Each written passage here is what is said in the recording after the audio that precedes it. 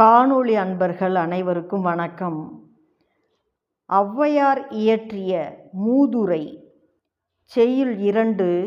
தலைப்பு நல்லவர் ஒருவர்.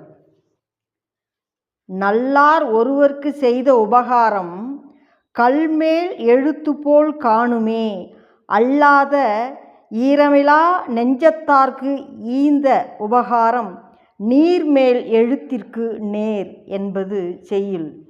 இதன் விளக்கம்: நல்லவர் ஒருவர் துன்பப்படும் காலத்தில் செய்த உதவியானது கருங்கல்லின் மேல் எழுதப்பட்ட எழுத்தை போல அவர் மனதிலிருந்து என்றும் மறையாமல் பசுமையாயிருக்கும்.